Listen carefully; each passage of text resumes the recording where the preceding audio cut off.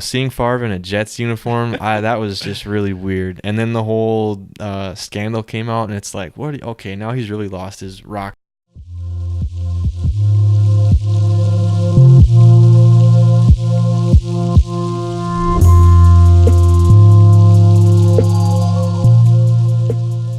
What is going on, ladies and gentlemen? Welcome to the Green Bay Narrative, a show where it is my job each week to sit down with a different fan to hear their stories.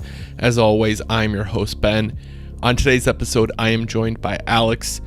During my conversation with Alex, some of the topics we talk about include his first ever game he attended, what it was like to grow up in the area, his post-game traditions when he's at a game, and honestly, so much more.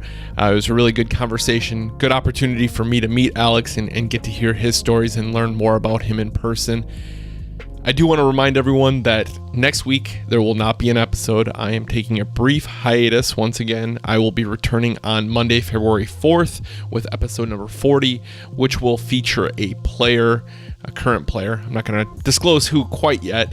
But without rambling any further, let's get into the episode with Alex. Enjoy.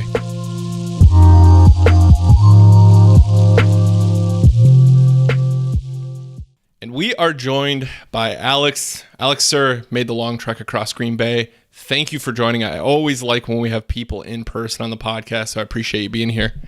Yeah, absolutely. Thanks for having me. I love talking all things football and Wisconsin related, so I'm happy to be here. First off, I kind of spoiled it already. Where are you from? I'm from Suamico, born and raised in the greater Green Bay area, Bayport grad. That was going to actually be my question is what school do you go to if you go to Suamico? Because Yeah. I'm not familiar with the school districts. So Bayport. Yep. Interesting. Class of 2010. Ah, you're a baby. A little bit. I mean, 2010, good year. But being from the area, it's probably no surprise how you became a Packers fan. But how did you become a Packers fan? Well, I was just born into a Packer family. My parents have had season tickets for I don't know how many years, and my dad actually works for Otis Elevator, and through that, that's how I've been to a lot of my games. Because basically, growing up, Otis would have about 4 to 5 mechanics on hand at every major event, whether it's a concert game, the hockey game they had a couple years back. Now, usually there's one or two that don't show up, and back then when I was younger, he was the young guy in the group and the only one that had a kid that wanted to go, and we lived close enough where he would call my mom. She'd drop me off at the Oneida Gate, and I'd run in there and meet him with the ticket and go to the game for free. That's awesome. Yeah. So, and you might not remember because you're probably pretty young, but what was your first game you went to? It was before Brett Favre had taken over. Really? I was like 2 years old, and I know my parents have a picture of that somewhere. Back when the stadium was still green and yellow on the outside. So, wow. My initial one that I can remember being young, I don't remember the exact game, but I know Reggie White was still playing, and Favre was on the field at that point. I think it was against the Cowboys, but I really couldn't say. That's crazy. I mean, that's a long, I mean, you said season tickets are in your family, but that's a long tenure of being able to go to games. So out of every game you've been to, what would you say is your favorite game you've attended and your least favorite game you've attended? Ooh, I don't know if I can pick just one game. I mean, you can do a handful. We got plenty of time. We're not going anywhere. Yeah. Well, I'd say initially right off the bat, I was there when Favre tied the touchdown record. And if I remember correctly, I believe that was against San Diego. And my favorite player at the time in fantasy football, LaDainian Tomlinson, scored on a pass in the same end zone I was sitting in. So that was pretty cool. I've been to Favre's return. That Thanksgiving game? Yeah. My ears still ring with all the boos and all the... Oh, no, not the Thanksgiving game. Then the 2009, right? Yeah. I'm sorry. I was thinking Thanksgiving game where he returned in good light, not bad light. So you were talking about the 2009 when he came back. Yeah, Chad Greenway and Ben Lieber came out in warm-ups and were like tossing the pylons everywhere and acting like a bunch of jackasses. And then Favre comes out and you couldn't hear the guy next to you because it was loud and everybody was mad and booing. And of course we got our butts kicked, but I don't know. I'd say I was also at the one where he came back in good grace. I was at the one where him and Bart Starr had their I forget what ceremony it was, but I remember it being cold and rainy, and the Bears spoiled it for us, which I'm still salty about. Yeah. Where Devontae dropped it in the end zone. It went right through his hands on that quick slant. Devontae, I love you, but come on, dog. Yeah, that was a rough season for him. Everyone wanted his head on that one. I'm not going to lie. After his second year, I'm like, why is this guy on the team? Like, I used to have a nickname for him, Devontae Drops a Lot Adams, but I'm glad we hung on to him because he's really developed into a good player. So, Devontae, if you're listening, like, I was mad at you, but you've been forgiven, but stop dropping. Yeah, and I think that kind of goes back to that fans are able to give their opinion, but they're fans at the end of the day, right? Like, I think if fans ran the Packers, we'd still have Brett Favre at quarterback because no one wanted to get rid of him. Devontae would have been out right away. There's a handful of players that just struggle right away at first and then blossom into something else. Well, I think if the fans had their say, McCarthy and Ted Thompson would have been gone about 4 years ago. Probably more than 4 years ago. Yeah. I mean, a lot of people in the area don't really seem too kind to Thompson just because I don't know. I think it's because he's such like an introvert or different type of person, and he's hard to relate to, where Gutekunst seems more like Wisconsin and more, I'm going to go home and have a beer kind of person. Yeah, Ted strikes me as the type where it's like, if it's not broke, don't fix it. But in my eyes, it's not broke, and I don't care what you say. I'm going to keep doing things my way until this ship runs aground. So with you talking about being at the Favre returns game in 2009, let's kind of back up because you were in high school then. You graduated 2010. 2007, you pretty much grew up on Favre. I mean, from the time of beginning till 2007, it was Favre everything. If you're like most kids, he was probably your idol growing up. You always wanted to be like number 4. What was that experience like in 2007, living in the area and having him retire, unretire, get traded? Talk me through the whole spectrum of that time in your life. Well, it was awesome, but it kind of sucked at the same time. I was sad to see Favre leave. I wish he would have left on different terms and not so much animosity towards the Packers organization. At the same time, I think they should have given him one more season as like a send-off. And I also heard that they offered him a quarterback consulting position with the team, and he would have made over $1 million a year for however long he wanted to do it. So at the end of the day, like, if you miss football that much, obviously you're past your prime. Why not stick around and stay there with Rodgers and mentor him more and make him, better than Brett was or something like that. But in that aspect, it was kind of tough. But at the same time, when Rodgers started to blossom, that was really fun to watch, and it's been fun to watch over the years as he progresses. It feels like he's going through the same cycle in a sense. Like, I bet you he's going to have a really tough time grooming his successor in the same exact way that Favre did. It's eerily similar the way that things have been panning out. I really hope that Gutekunst gets a fresh face in his coaching office. I love Mike. I always will. But it's time for a change. I mean, when me and my little brother can watch the game and be like, oh, receiver's going to cut here, and they're going to run this play, they're going to pass on first and second and goal, and then do a draw up the middle and third and goal. Like, that never works. Yeah. But yeah, and I think kind of to your point, it's not that Mike's a bad coach by any means. I mean, he's done a lot. He's had a lot of great success in Green Bay. I mean, 3 NFC championships? No, 4 NFC championships? Yeah, 4 NFC championships. I mean, he's had success in Green Bay, but sometimes it just gets stale. Sometimes you just need something new. He probably needs a new place. I mean, anytime you work at the same place for too long, it just gets boring or stale, and the environment gets stale. Yeah. Well, the one proving point I use when I get into discussions like this with other fans, especially fans from other teams who are hating on the Packers, take that guy we had last preseason, Taysom Hill or Jason Hill or whatever his name is. Taysom Hill. Yeah.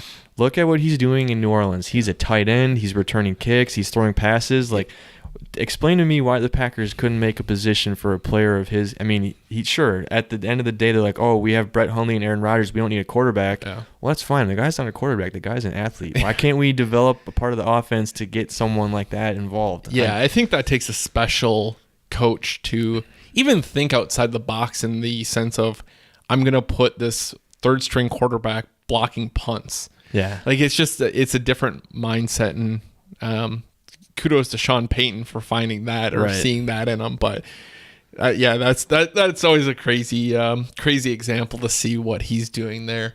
So kind of going back to it. So he retires, he retires, unretires, gets traded to the Jets. What's going through your mind at that point when your number 4 is no longer even on the team? At that point, I wasn't too concerned because it was homecoming, and Aaron Rodgers and Corey Hall were the Powder Puff captains. Nice. So it was like his second year with the team, and he actually used to live in Hunter's Run, which if you look on a map, you go on 41 North, you kind of follow the loop. Otherwise, if you just stay straight, you'd hit the water.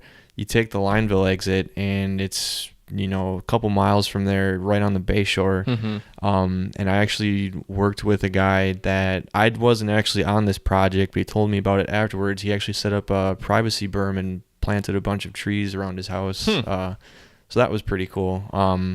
But seeing Favre in a Jets uniform, that was just really weird. And then the whole scandal came out, and it's like, okay, now he's really lost his rocker if he's acting like that. But and then he went to Minnesota, and I wanted to puke. Yeah, so you were on that side of it, because it seems like fans were split down the middle. Either you loved or you were okay with the move, or you absolutely hated the move and you hated everything about it. So you were on the side where you're like, no, like not at all. I was more so on the Packers side. Mm-hmm. I mean, I always loved Brett, and I want him to do well in life. I wanted to see him succeed. If he could have made the Jets a relevant team and take them deep into the playoffs, I think that would have been awesome to see, like a Favre versus Brady in the AFC Championship game. But unfortunately, we didn't really get to see that too much. And then he went to Minnesota and poached Greg Jennings. But I don't know, Minnesota, like, if there's any Vikings fans that are listening, like, I doubt there are, but maybe my brother is listening. I don't know. I doubt it. Hey, in the off chance there is, you Skull guys can go suck a fat one, because my worst experience at Lambeau was last year when the Vikings beat us, and they're doing that stupid little Skull chant, and which is so like it's so silly. I'm torn, because part of me is jealous that I've went on rants on this. Lambeau, due to the success and the age of a lot of season ticket holders, has gotten pretty stale on some games. Not all games. Some games I go to, it's rocking the entire game. Other games I go to, and it's stale, and I'm getting yelled at to sit down. Right. So part of me is jealous that they can get a whole crowd doing this high energy thing and really amp it up, because I feel like in Lambeau Field, a lot of people probably wouldn't participate. But on the other side, you stole it from a rugby or a soccer league. So you can't act like it's like some groundbreaking thing that you've taken or that you've came up with when 4 years ago you weren't even doing it. It's a new thing for you guys. But it's an interesting thing. I'm not a fan of that fan base or franchise whatsoever. Well, I had these dickhead Viking fans in front of me the whole game, and they kept standing up and doing the school, and I was shouting, like, they'd be like, school, and I'd be like, is gay, school. I would just like say things to try to like piss them off, but they were good sports about it. I mean, I talk a lot of smack to fans from opposing teams, but I do it in like a friendly, joking way. Like I was sitting next to a guy, my last game I was at. Actually, here's a good story for you. So Veterans Day this year, I was looking for a cheap ticket. All my friends were up north hunting, or they had no interest to go to the game. So I was trying to find like a cheap ticket. My parents were out of town. My girlfriend was working, so I was pretty much alone that day. Right. And I didn't really find a ticket in the price. I didn't want to spend more than like $50 for a lower bowl seat. And this guy messaged me on a veteran, some type of Packer fan veteran Facebook page or whatever. He's like, hey, I got this extra ticket. I bought 2 of them off my friend for really cheap. I know they're in the club level, but I don't know exactly like what type of seats these are. And I'm like, well, that looks like it'd be pretty good. This is my price range. The only time I ever do the veteran card is at Cabela's or the airport. That's the only two places I'm a very humble guy. That's not why I served. I like to stay out of the radar for things like that. But Right.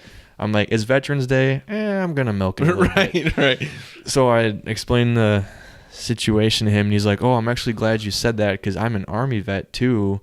And if my wife can't go and I can't find anybody else to go, this would be like the next best way to spend our holiday. And I'm like, heck yes. I mean, that's the thing in the veteran community. All you got to do is tell someone you served and you're instantly best friends. Right.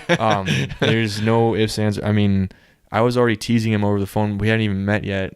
I was like, so what branch were you in? He's like, Army. I'm like, oh, G.I. Joe. I don't know if I can go to this game with you or not, man. But, it was just a joke, of course. But anyways, I meet him at the stadium. He was tailgating with me and some friends, and then we go up to our seats, and I'm like, oh, dude, this is on the Miller Lite deck. And he's like, oh, that's pretty sweet. I'm like, yeah, I've never sat up here. So we're trying to find our seats, and we ask one of the stadium personnel, like, oh, you got to go past this rope through those doors. I look at him, I'm like, dude, anytime you go through doors in a box, there's food included. And he's like, oh, I don't, blah, blah, blah. They were tickets to the Miller Lite Lounge. And we had no idea. Nice. Like, I don't know if you've ever done a stadium tour, but take one and go look at that thing. Oh my gosh, that's like a Disneyland of where to watch a Packer game. You walk in, there's this nice little old lady that gives you a lanyard to display your ticket. You get a wristband with 2 free beers. To your left, you have a buffet line of like brats, wings, burgers, you name it. It's all included. You look to your right, there's a nacho bar. There's like some desserts, sodas, popcorn, and it was all included. I looked at the ticket stub. It was like $400 something face value. I paid like $90 for it. Wow. So talk about a good Veterans Day. And then, of course, after the game, my dad was working, so I was back by the away buses trying to meet some players and add to my collection. And that's when I got Kiko Alonso and Kenyon Drake. So that was just a cherry on the sundae. Yeah, that's super cool. Obviously a good Packers game too. I mean, they beat the Dolphins pretty handily, so that was a good game.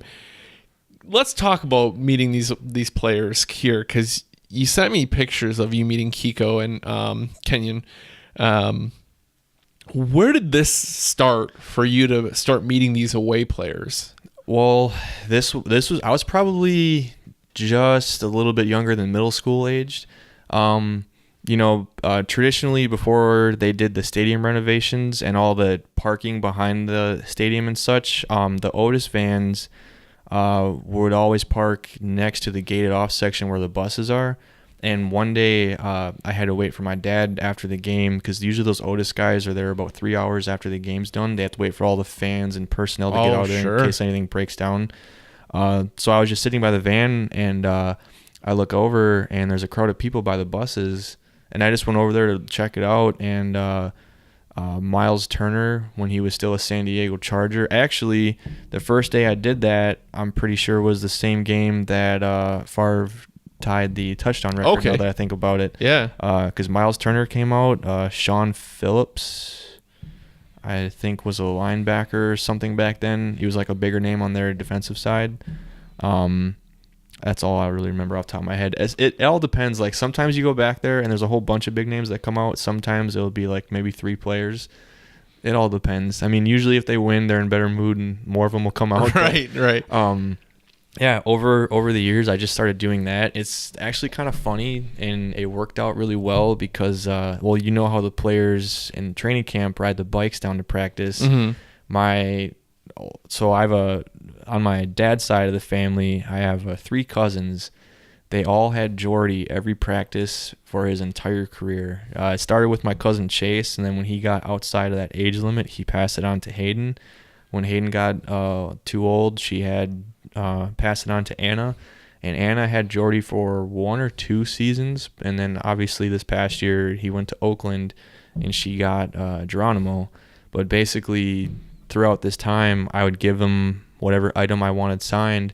I'd give them a list of players. By the end of summer, I had about 9 or 10 off that list that would sign. So that was I I would get my Packers that way, and then during the season I'd hang around the stadium after the game, and I've gotten some big name people from there. And I'd say my best haul before the Seahawks became relevant again, they had before they had fans. Yeah, right.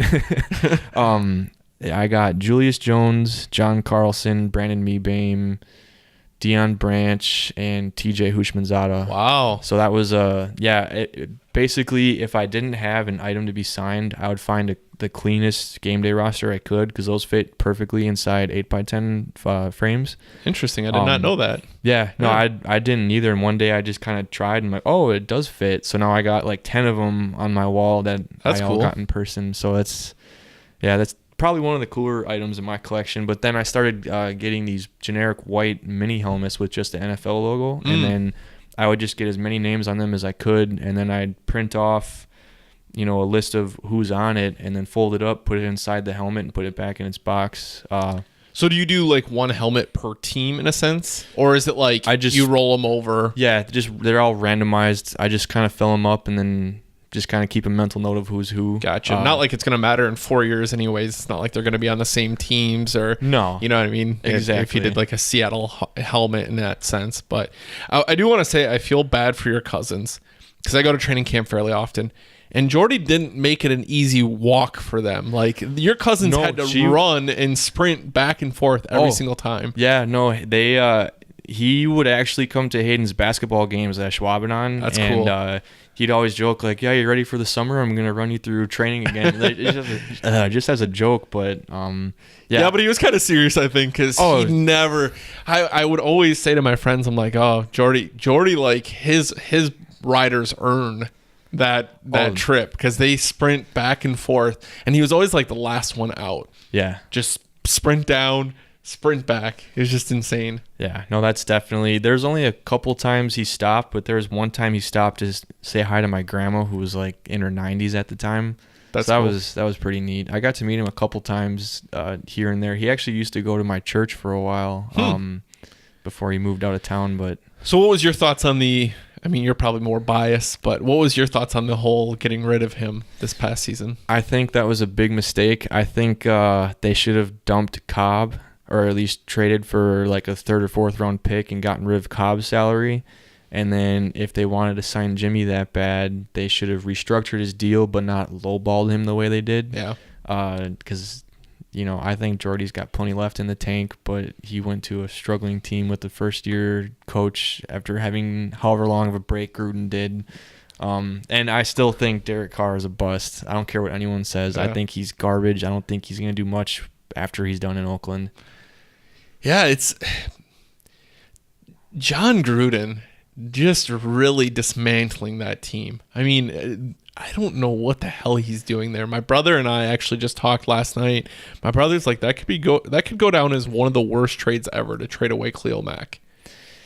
I mean, as long as they get a good return, I think it's a little early to say that. And that's what I was saying to him, too. Yeah, because we got to see how those 2 picks he got for him pan out. If they pan out to be all-stars, then it was a perfect trade. If it ends up being a couple of busts, then, and Gruden gets fired like 5 years into his 10-year deal, then, that's what he'll be talked about. His legacy will be tarnished from that. I still can't fathom the idea that they gave him a 10-year, $100 and whatever million deal for a coach. That's the most insane thing I've ever heard. That is, but at the same time, look at what the owners are doing. They're moving to Vegas. Yeah. All those big casino knuckleheads that are like funding it and want to bring all that revenue in. They need to have a big personality in a city like that. That's very true. And Gruden is the perfect one to do it. That's very true. And getting rid of all their assets for draft picks. By the time they're actually in Oakland, all these first rounders will be like 2nd, 3-year guys that should have enough experience to, first year in Vegas, I bet they're going to be really good. Yeah. As long as they make as long as they hit on their picks. Yeah, exactly. Yeah. I mean, because I looked at this year's draft, they have 3 first rounders, because they got the Amari Cooper first rounder, they got one of the Chicago's first rounder, and then they have their first rounder. Right. So they're going to have some ammo to really try to build for the future, but man, it's not looking good right now for them, just how you're trading away some of that talent. I had another question. going back, I jump around a lot. Going back to the away players that you're getting signed. Did they ever say anything to you because you're wearing Packers stuff while you're trying to get stuff? Oh, so I actually have several stories I'm going to tell you about doing that. My all-time favorite memory of doing this was, if you look back a few years, it was a Monday night game against the Ravens. The movie The Blind Side had just come out, and I had tickets to that game. I was sitting in my dad's work seat, and they're always the same corner opposite end zone from where the players come out, about 20th row on the first level. So you can see everything clear as day. I think it's the best view in the house. But anyways, Packers won. Tremont had that clutch interception in the end zone off Joe Flacco. 2009? I believe so. 2009 or 2010, I think. I think it was 2009. Yeah. But afterwards, Michael Orr, The Blind Side, he was there that night playing as a rookie. So I had my fingers crossed. I'm like, oh, please, that would be the coolest, memory ever. So I'm back there. Matt Gatula, the long snapper, he used to play at Wisconsin. He was actually there when I don't know if you remember the name Kenny DeBush. Mm-mm. He was a punter at UW-Madison. That was my best friend from school's oldest brother. Nice. So I actually recognized Matt, and I talked to him for a little bit, and he remembered me vaguely, but not like, I didn't expect him to, but we talked for a little bit. He signed my roster. And then I was kind of, waiting. Honestly, when I do these, when I try to get these signings at the stadium, I always try to spot the family members, and then I kind of like rub elbows with them a little bit and chat them up, and usually that's how I'll get stuff signed. Good tactic. Yeah. But anyways, this instance, I positioned myself perfectly right in front of the gate, so a player would have had to come up right to me, and I would have had to move out of the way for their family to get in. And all of a sudden, like, I wasn't really having much luck. Not a lot of guys were willing to sign that night because they just got spanked. But then this mountain of a guy just comes walking up, and I didn't really know what the real Mike Orr looked like too well. And comes up to me, he's like, "What's up, man? What are you doing here with this Packer gear on?"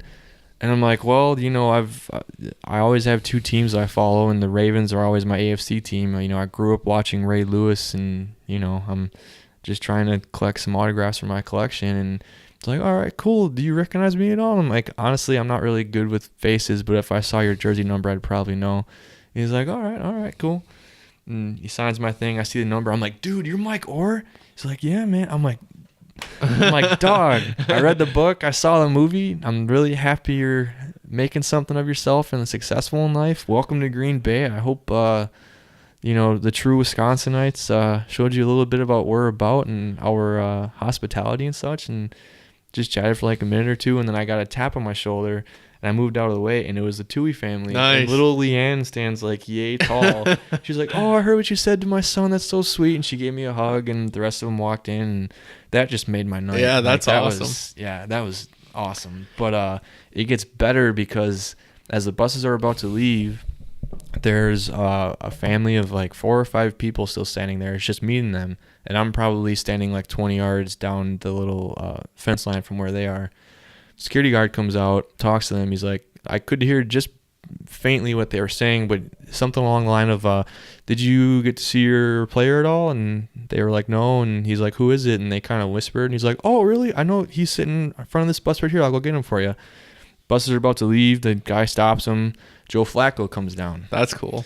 So I'm like, oh, yeah. So I was getting ready to leave, but I'm like, I'm just going to wait and see who this is. And sure as shit, Joe comes out, and I'm like, oh, please, dear God, please. So I'm just sitting there. They walk in, and it's literally just me sitting on the fence line. I'm just kind of looking around, like not paying much attention. And I look back, and Joe kind of like, does one of those numbers and then whispers something to this kid, and he comes running up, and he's like, can I borrow your Sharpie? I'm like, yeah, here you go, buddy. He takes 2 steps, turns around. Do you want me to have that signed? I'm like, could you? And he's like, yeah. And he give it to him, and he runs over there. They talk for like another 10 minutes. Joe comes up and shakes my hand, and he's like, dude, what are you, like, you're a Packer fan. What are you doing out here? And I explained to him how I've been doing this for however long. Yeah. I explained to him, the Otis men and how my dad was, I told him that whole spiel, and he thought that was pretty neat. So, excuse me. But, Yeah, that was probably one of my favorite moments at Lambeau was meeting Joe Flacco and Michael Orr. That's cool. Yeah, the next best one was after we beat the Saints.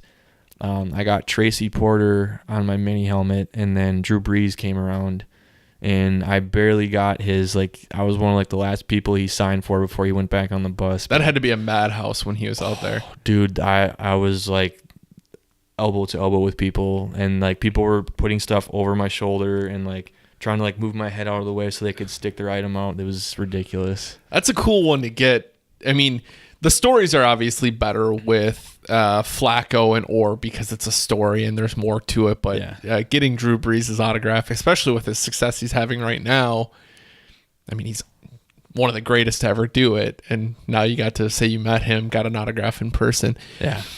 Out of every autograph you've gotten in person, whether it's Packers or another team, who is the favorite person you ever met, got an autograph from, and least favorite story-wise that you've ever met or got an autograph from? And it doesn't have to be that you got an autograph from, because sometimes your least favorite might not have even given you an autograph. I would say probably one of my favorites.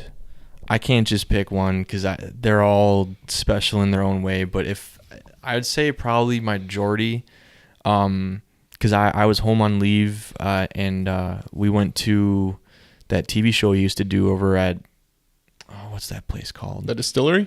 No, it's on the tip. Burkles. Okay.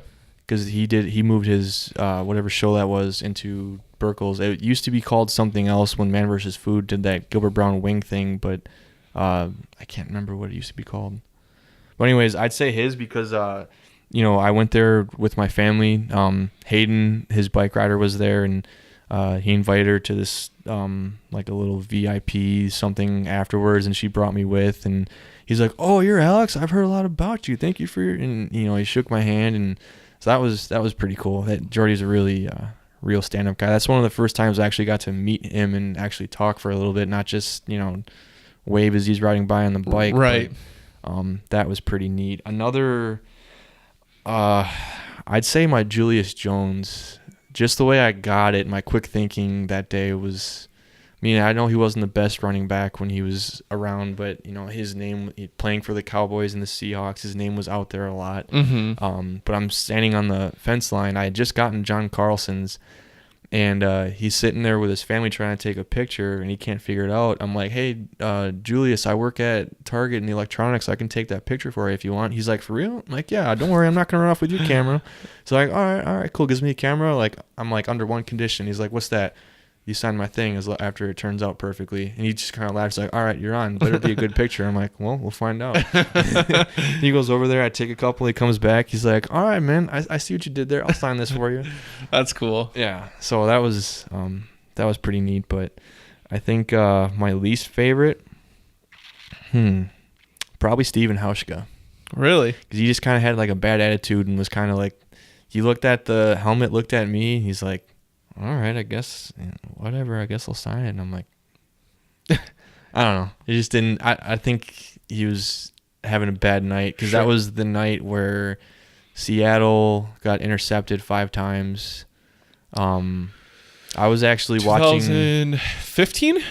No, that should have been 16, I think. Maybe you're right, 2016. Yeah. Because I was freshly out of the military, and I don't know if you know John Mino, the local radio guy on WIXX.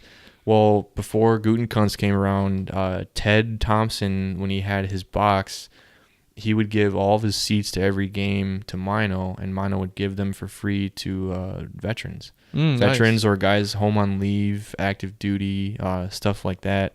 And I found out about that and sent him a message. And when I came home, I met up with him, and he gave me and my brother a pass to go watch the game from Ted's box. And then Ted comes in right before kickoff and lets you wear a Super Bowl ring and take pictures and such. So that was pretty cool. I forgot where I was going with that now. How he was in a bad mood. Oh, yeah. No, sorry, sent her a little hard last night.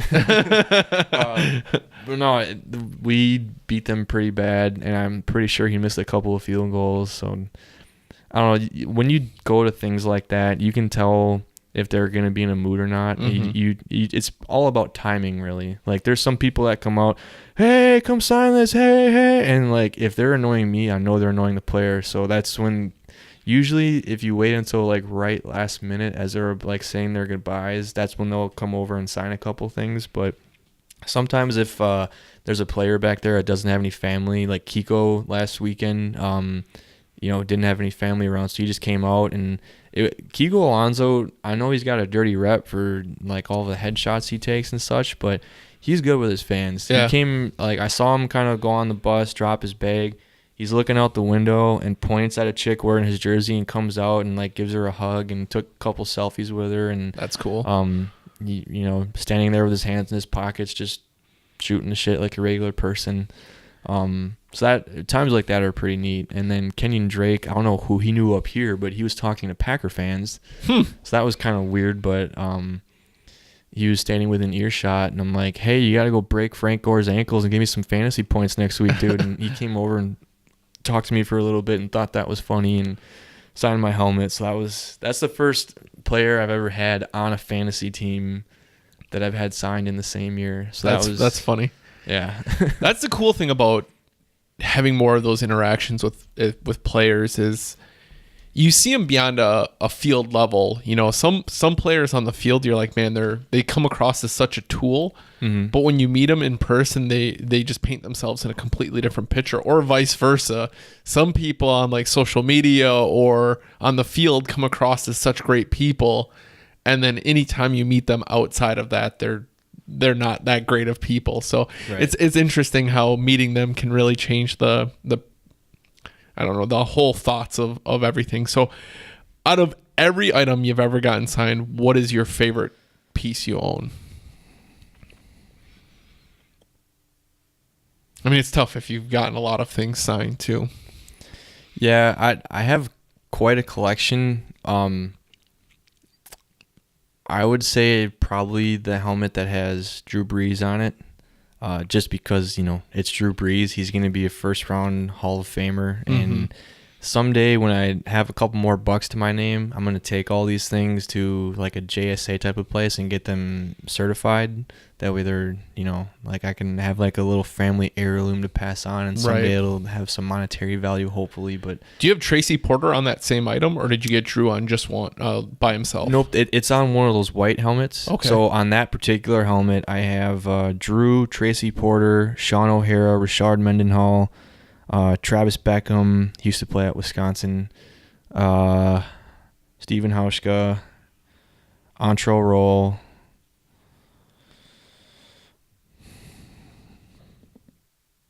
I think I'm forgetting one other person, but that's a cool helmet though, just especially with Drew Brees and Tracy Porter, because I'm sure this was after they won the Super Bowl in 2009. Yep. Where those are the two heroes of the Super Bowl, Tracy Porter having the pick six and Drew Brees obviously doing Drew Brees things. So that's a cool piece to have with those two on there for sure. Yeah, no, it's definitely a one of a kind, and I've got several of those helmets with just random players, but that one's probably my favorite. I think that one has the most Pro Bowls and championships on it. Sure. So, and with you being in the area, if someone's listening to this who is maybe planning a trip to Green Bay or has been here before but never really been in the area, what is your go-to restaurant that you think anyone needs to try if they're coming here for the first time or haven't been there? Well, if you're coming to Wisconsin, and especially if you're coming to Green Bay on vacation, you got to do stuff that's only found here locally. So at some point, you got to hit up Kroll's. That's a must. I mean, you can't slide through Green Bay without stopping there. Right. At least once. I mean, I'm not a huge Kroll's person, but you got to go once. Yeah. It's one of those things more so just to say you were there. Yep. I think Titletown Brewery is like your a little bit more fancy, better beer and food selection. I think 1919 inside the stadium is worth checking out just for the experience itself. And even if you don't have Packer tickets, spend like $20-$30 and go on a stadium tour. You get to walk out the tunnel and go on the field. Like, it's worth it. Yeah. You get to go on the highest point in Brown County on top of that scoreboard, which, by the way, the cherry on top of that Sunday being Veterans Day, that Miller Lite Lounge gave us rooftop access, and I saw a touchdown from up there. That's How many cool. people can say that? Yeah, that's really cool to be able to like get that angle of it and see. Yeah. They probably all look like ants, but you can see the break. Well, not but you see the breakdown of plays a little bit better and see how they're coming together. So and that's it's awesome. not, even when the crowd cheers, it's not really that loud up there. No. It's kind of creepy. Like, if don't look straight down if you're afraid of heights, or you will get nauseous because you're pretty high up there.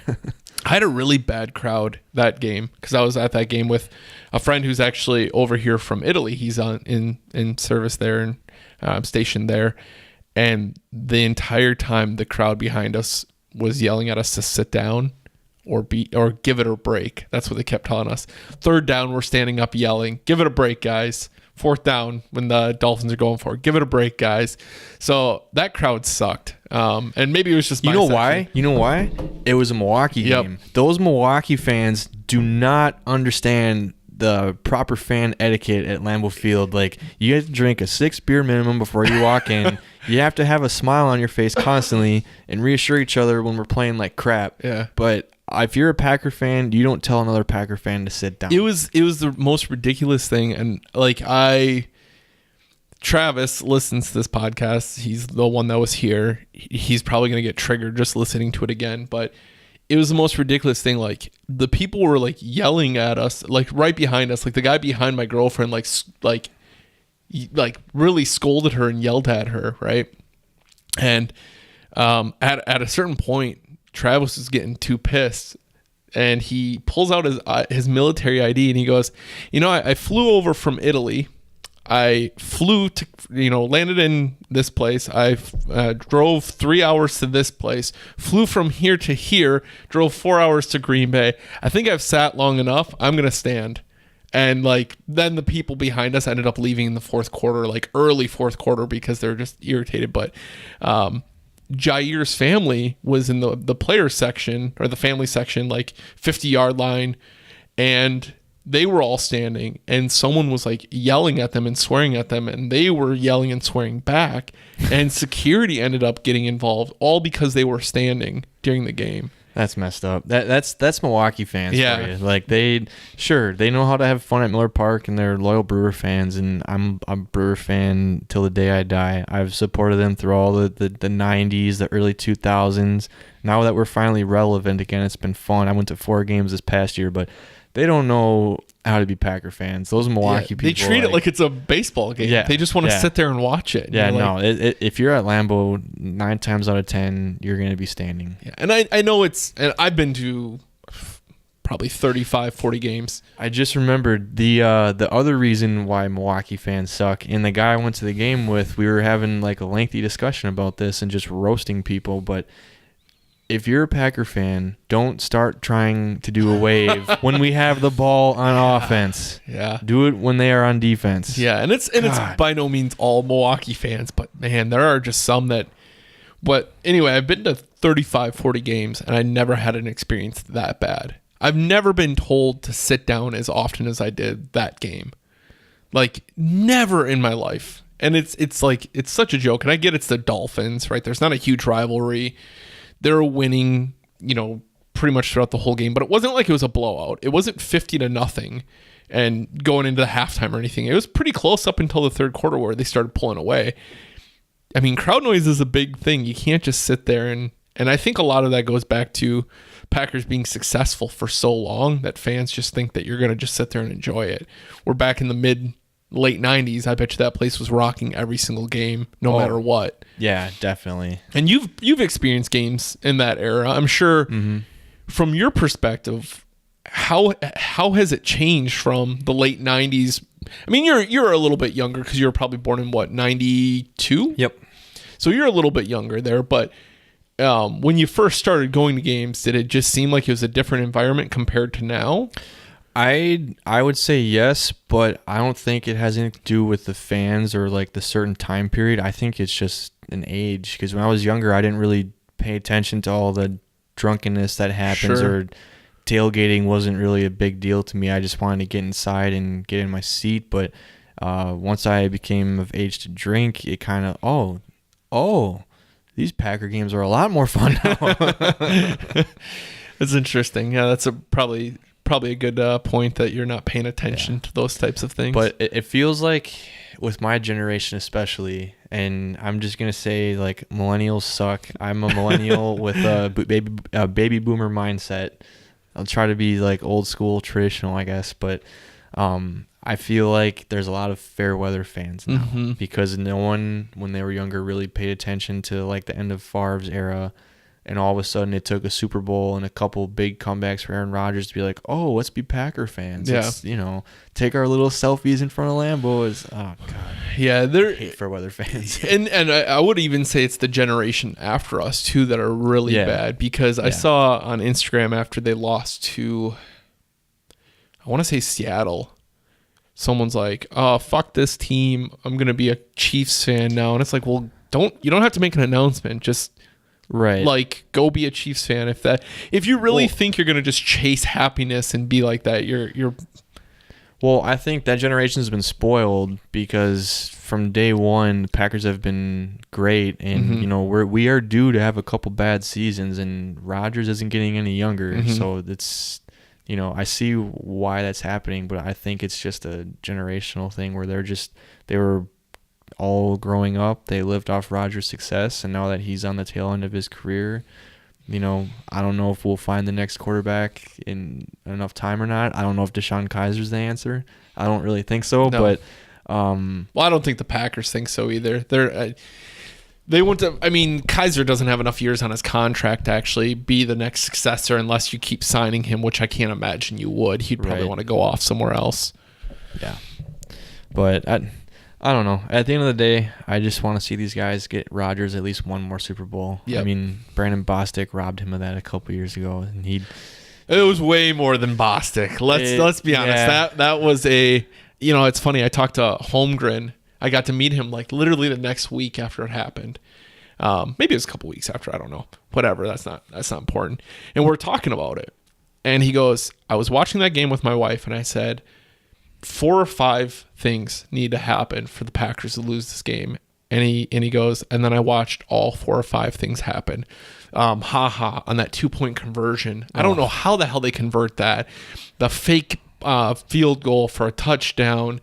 Was it a 3rd and forever? And Tremont had like a pass interference or illegal contact or something that gave him a first down. There's just so many things, and then obviously Bostic, so many things that just domino effect, and then they win it, and it was just the conservative nature all across the board of running with Eddie. Like, it's easy to look back now and be like, oh, they shouldn't have done this. They shouldn't have done that. If Eddie gets a first down, none of us are even talking about it. So it's always a catch-22 if it doesn't work. But yeah, it was so many things. That game sucked. That was so disheartening. I was watching that game at 2 a.m. in Okinawa, and I had to take over barracks duty in like 4 hours. So I was already sacrificing my sleep, and that was. And then, of course, the typhoon hit the island the next day, so I had to be extended on my barracks duty, and bad day for you all around. Yeah, I was not a happy camper. Let's put it that way. I do think next year it's a completely different team you see. Absolutely. I think we're going to have a new head coach. I wouldn't be surprised if Joe Philbin gets the axe. I mean, they might give him one more year, but if that new... Honestly, I think they should bring in John Harbaugh or Josh McDaniels. Yeah, that's the 2 names you hear a lot. Yeah, that's the 2 I'm hoping for. Unless we can find a diamond in the rough, that first-year guy that's like, a Sean McVay type of impact. Yeah. But the thing that I want to see, and I think this is just nature with being in Green Bay and being in Wisconsin, and we're always known as like some of the nicest people in the world. We need to stop playing so damn conservatively and score some freaking points. Like, look at the Saints and Drew Brees. How many games they've scored over 40 points this year? We have Aaron freaking Rodgers. Yeah. Why can we not just light up a scoreboard on a team once? Like that, especially after that Buffalo game when he was putting his offense on blast. He's not wrong. Like, why can't we put up, 400 plus passing yards and 200 yards in the ground and just like make it an offensive. One thing I noticed because I watch a lot of like highlights or old games, is one thing I noticed from like the 2014 season where Rodgers won his last MVP to now is 2014, Rodgers could sit in the pocket for 6 seconds at a time, and no one was even pressuring him. He literally would just stand there. I remember against Dallas vividly, they were like basically being pushed down. The defensive line was just being pushed down, and the offensive line was just sitting there, keep pushing him back down. And he literally just stood there for what felt like a lifetime to pick apart the defense. And now, after about 2 seconds, he's having to leave the pocket because, you know, you have a couple guards that are, I don't know if they're struggling. I mean, Lindsley's doing really well. Bakhtiari's always Bakhtiari. I mean, he's been great, but Balaga's kind of getting to that age where maybe you move on. So I think if you can shore up that offensive line, you're going to go back to seeing that. And then not to mention, I mean, Geronimo gets hurt. Cobb's been hurt. You're playing with a number 1 and a number 4, 5, 6 that, you know, probably wouldn't get much playing time on another roster just because we're lacking depth in a couple areas. So right.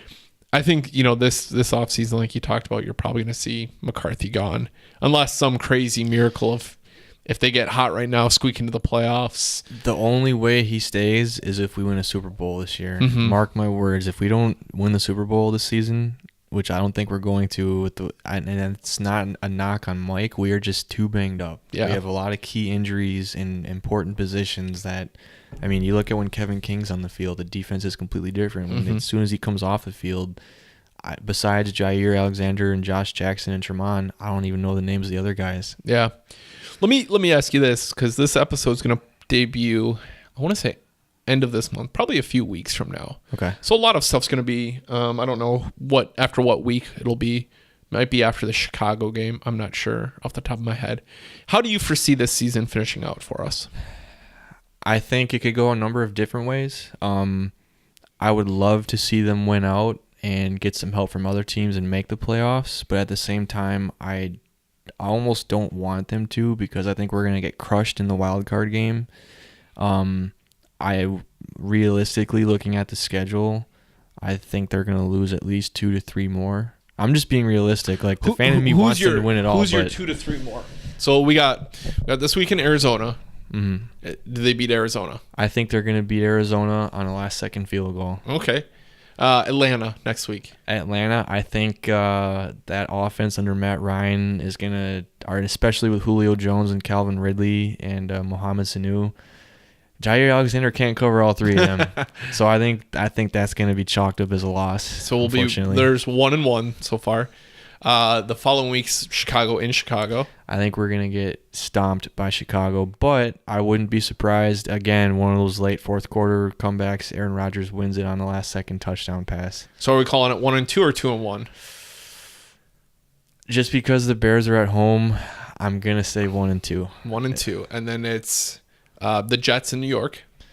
I think that could go either way. Seeing as how they don't have Sam Darnold, I think we'll squeak out a win there. Okay, so there's going to be 2-2. And then Lions in Green Bay.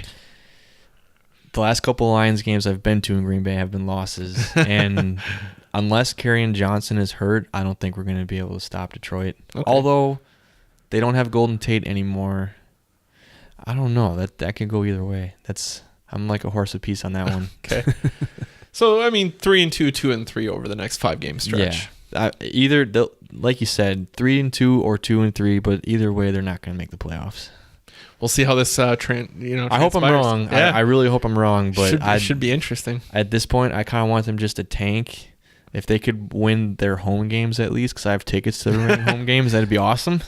But I would love, honestly, as much as I would hate to see this happen, I almost want to see them tank and get a really high draft pick. Get a top-tier offensive lineman, keep Aaron Rodgers protected and healthy, use that other draft pick they have later on from the Saints for something on the defensive side, whether it's a safety or something off the edge. I think Kyler Fackrell is really starting to prove himself, and if he doesn't go to the Pro Bowl this year, I'm going to be really pissed because he's putting up Pro Bowl numbers, and that was a guy from the Ted Thompson drafts that we really needed to blossom this year, and I think he's come along tremendously. Yeah, it shows a lot of Mike Patton too. You find this guy, like, everyone wanted Kyler Fackrell gone forever, and now the dude's just out here making Pro Bowl moves type things. I mean, it's not always a good thing when he's leading your team in sacks. I mean, unless he's really the true deal and he's just blossoming at the right time. But well, I think that's the case. You know, if you look back at the last 4 or 5 games, how many big plays he's had. If it's sure, he might not be getting a sack every time, but he's always making the quarterback move out of the pocket and putting him in an uncomfortable position, swatting balls down. It's great to see. Yeah. I would love them to bring back Muhammad Wilkerson on a 1-year contract and hope that he stays healthy, because if he can come back to his old days, pair that with Kenny Clark just about at the tip of his prime, and then always a wrecker in Mike Daniels. Yeah. The 4 of those guys alone could carry the pass rush, and then by that time we'll have rookies and second-year guys that'll still make an impact here and there when we need them to. But well, and you're going to have, $50+ million in cap space going into this free agency where you could... Bruce Irvin doesn't have a team right now, and he still has a lot left in the tank. I don't know why we haven't signed him yet. Yeah, there's a lot that goes into it. I saw, and I don't know if he'll actually end up being a free agent, but Clowney is set to be a free agent after this season. Now, they'll probably end up taking him or re-signing him, but I mean, having Clowney on that edge would be a nice thing. Matched with a Kenny Clark, Daniels, Wilkerson. See, now that we have Rodgers under contract, I think Gutekunst is going to spend a little bit more this offseason. Yeah. I hope so, at least. Well, that's why, to me, when they traded they're saying, well, we're not planning on getting compensation picks anyways, because we're going to be aggressive in the free agency. Because if you would just let them walk to free agency, the Ted Thompson route was you don't really make a huge splash in free agency. You get comp picks back for these guys that leave in free agency. But the way it's playing out is Gutekunst is like, nope, I'm not doing that. I'm going to be more aggressive. Right now, that's kind of how it's looking. And he's already been more aggressive last offseason than Ted Thompson was in most of his. So yeah, I will say this. Was a Packer through and through, not just for what he did on the field, but off the field too. And the fact that they weren't willing to re-sign him as the only consistent defensive back we've had since probably Sam Shields. I mean, I understand where HaHa's coming from. Like, Mike Pettine's doing this new system. He doesn't really fit the system. But at the same time, like, you kind of have to change things up and work with the players you have. And HaHa was not only a good player, but an outstanding member of the community. And I have his jersey, and now it's like, well, shit. Yeah, he was always a great guy in the community. I don't know. It should be interesting to see kind of what goes in, because sometimes they're just not a right fit for the system, and they can go out and be successful other ways. And you hope that you can find that next quote unquote Nick Collins that can be really the anchor of the secondary for you. So yeah, because I don't think Josh Jones, unless he has a big year next year, I think he's a bust. Kentrell Bryce, why is he even on a team like that? I'm sorry, but that guy is garbage. Absolute garbage. Yeah, I'm sure he's a nice dude, and Kentrell, if you hear this, nothing personal, dog, but come on. Yeah, I mean, it is what it is. It's always tough, and whenever you have that transition from general manager to general manager, you're going to see a lot of, I mean, Ron Wolf, from the time he took over the Packers in 92 to the time they won the Super Bowl in 96, they only had 2 members of the original team he took over, in Chris Jackie and Butler. Those are the only 2. So I wouldn't be surprised if over the next 4 or 5 years, you're seeing a lot of those pieces that Ted Thompson brought in.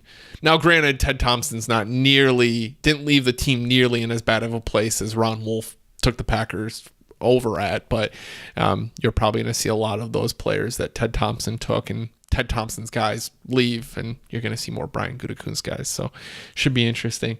Well, to end here, we always ask more deep thought questions. No different here. I'm going to be curious to hear your part on it. So first one, I'm going to ask you, if you can meet any person, player associated with the Packers and have a conversation with them, alive or dead, I'm excluding Vince Lombardi, who you taking? Oh, wow. Honestly, I would say probably Aaron Rodgers. Yeah? Yeah, that's one guy I would love to meet and have a conversation with someday. Anything in particular that you're... Not off the top of my head. No? That's one of those things where, like, I wouldn't even really know until it was presented in front of me. I would say Aaron Rodgers, or my other pick would be Reggie White. Nice. Good choices. So, and Reggie for obvious reasons. Did you know Reggie's son? So I found him on Twitter. I follow him now. Looks just like Reggie. It's really weird. Looks just like, same goatee, everything. He is not a Packers fan. Really? He is not an Eagles fan. He is not a Panthers fan. Any guesses on what fan base he could be a fan of? Don't tell me it's the Bears. Nope. It's almost just as bad. Vikings? Oh, Lions? think about a team that dashed our hopes consistently in the 90s. Still quite a rival with us. Falcons? Cowboys. Yeah. Hey, Reggie Jr., we got to have a little talk there, man. I would be interested in having him on and hearing. I mean, you grew up, your dad played for the Eagles, who they're a rival with the Cowboys, and then he plays for the Packers, who are once again a big rival. Well, like, how the hell does that happen? So, random fun fact side story there for you. Good answers. I like it. Next one here. If you could go to any game in the history of the Packers, excluding the Ice Bowl, which game would you choose? Favre Super Bowl and Aaron Rodgers Super Bowl. Good choices. Fan Absolutely. of the Super Bowls. Oh, yeah. If you could take any Packer player from a past team in their prime, excluding Reggie White, and add them to the team now, who are you taking? Well, our defense needs help, so come on out, Leroy Butler. Yeah, Butler. We need some safeties. I like that. I really like that answer. God, he needs to be in the Hall of Fame. Like, yeah. That needs to happen as of yesterday. I mean, I hope he gets the nod this year. He's making his rounds through the voting process, but that's well overdue. If Dawkins is in, and I don't know, is Lynch in now? But he had better stats than both of them. If they're in, there's no reason Butler shouldn't be. It's just ridiculous. He'll get there eventually. Yeah. I think that committee just needs to pull their head out of their butt and take a closer look at things like T.O. Don't get me started on that. If you could watch any game again for the first time, having the same reactions, that same roller coaster ride, which game would you choose?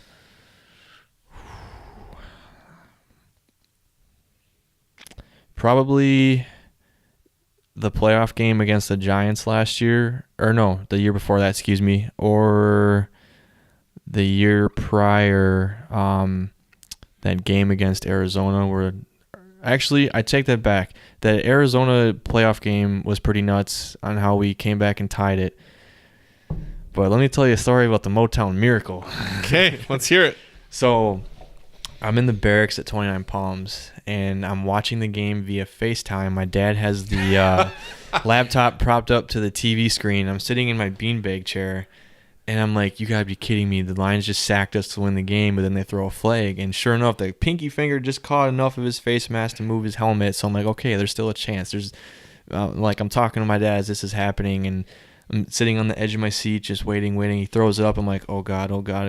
Oh, he caught. I jumped out of my chair and almost hit my head in the ceiling.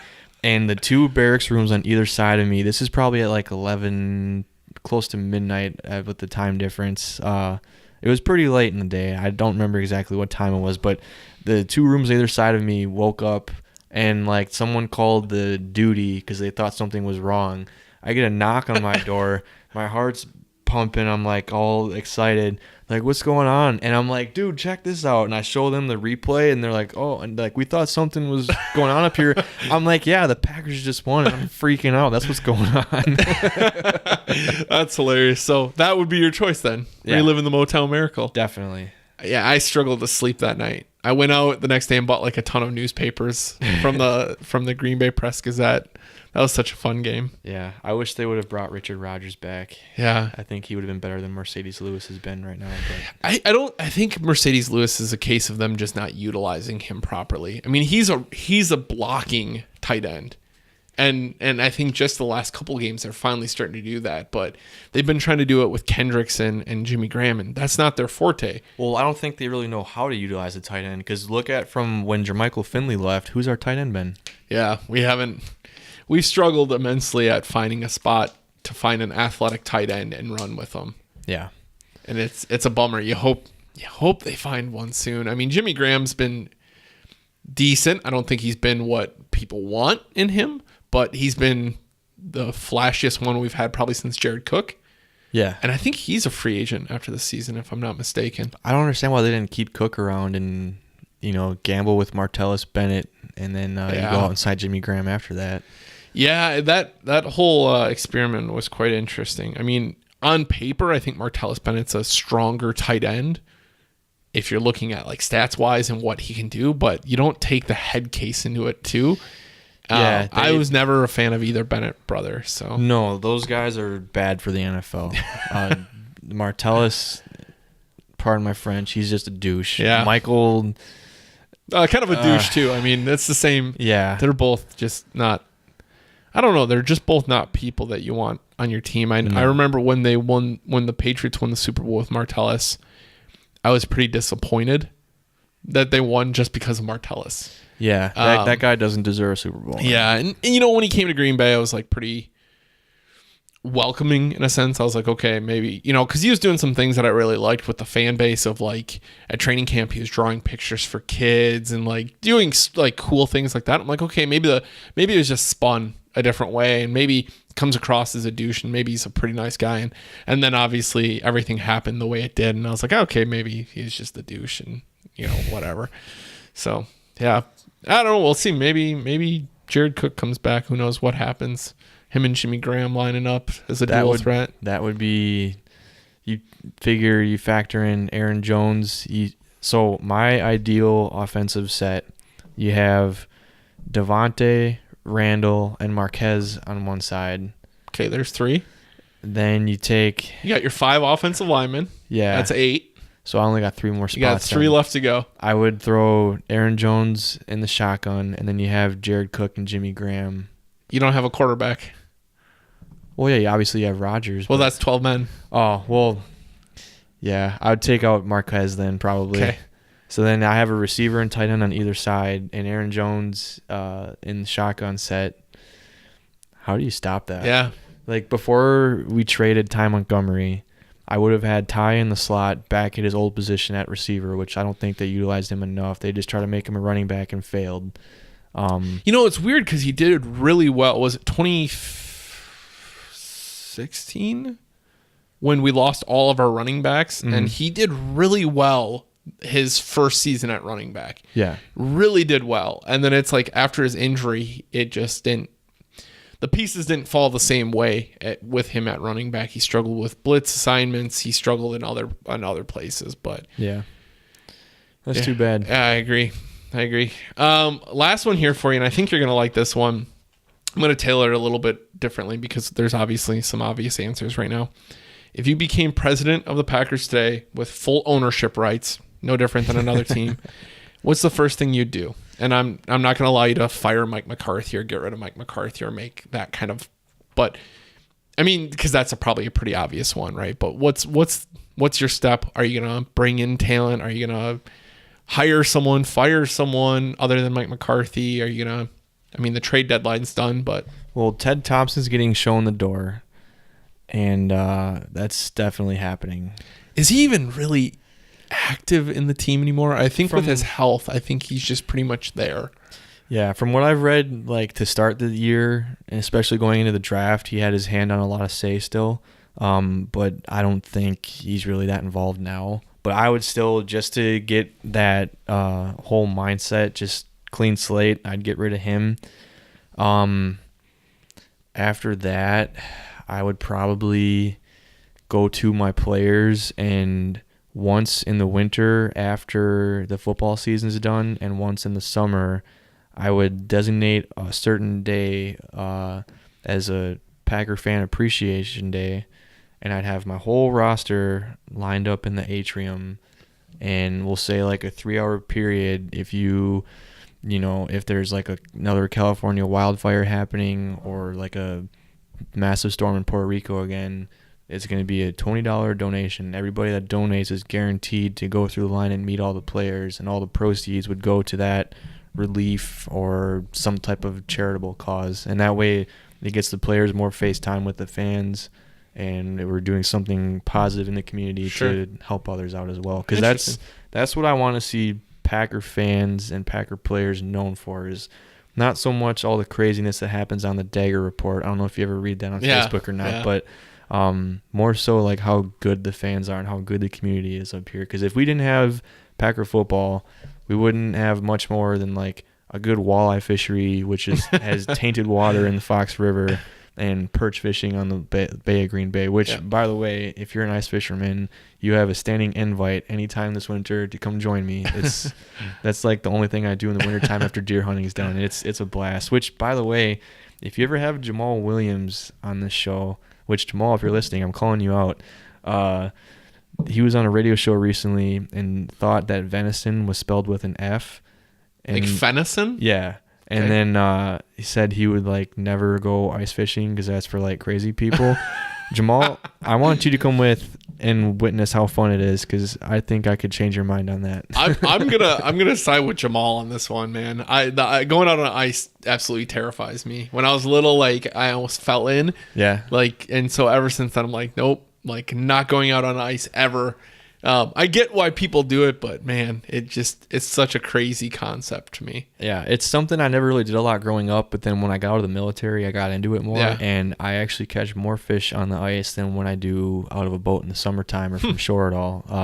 Now, granted, I'm always really safe about it too. Like, unless there's 6 inches and it's been below 30 for a week straight, I won't go out. Right. I don't even consider taking a vehicle out until I see multiple vehicles and their shacks already staged. Yep. Honestly, you need a good foot of ice to do that. And then, I mean, last year it was cold enough. I measured 30 inches on the bay. Right. So you have that much ice, you're not falling. Yeah. To me, it's just still that mental mindset of like, man, there's nothing scarier to me than like falling through and getting stuck under it. So like, I don't know if I just saw a movie like that when I was younger and then almost falling in myself when I was younger. I'm like, nah, it's like, I'll let Alex catch all the fish. I'll just sit here in my apartment, I guess. No worries. Well, I tell you what, next time you have a player that wants some type of local cuisine or like to eat like a local, let me know. Yeah. I'll bring over some perch fillets and do like a Friday night style there fish you go, fry. Get a fish fry going. Oh yeah, that's definitely.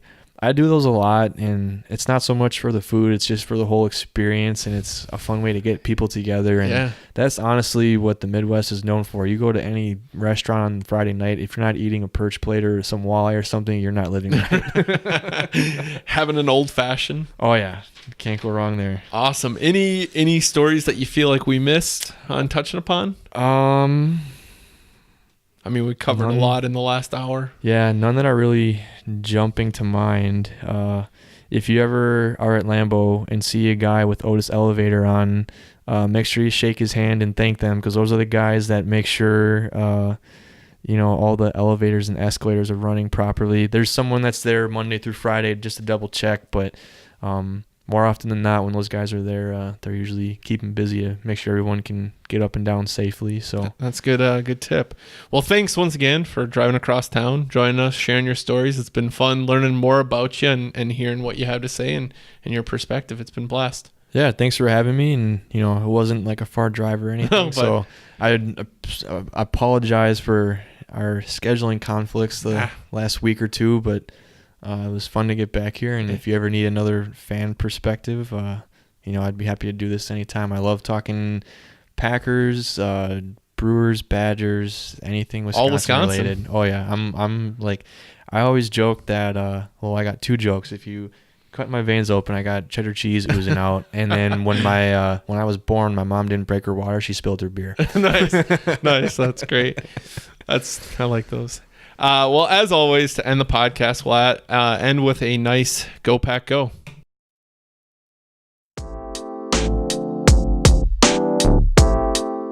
And that is going to do it for this episode of the Green Bay Narrative. Thank you to each and every one of you for taking the time to listen. Thank you for all your support. Thank you for sharing this with people. I mean, really, I can't thank you all enough. You guys are amazing. Thank you, thank you, thank you. Also, thank you to Alex for taking the time to come over, share his story, allow me to learn more about himself. Really great person. I'm so grateful I got to meet him. Like I said in the intro, no episode next week due to my brief hiatus. I will be returning the day after the Super Bowl, which is February 4th. for the 40th episode of the Green Bay Narrative, which will feature a current Packer player. So until next time, go Pack, go.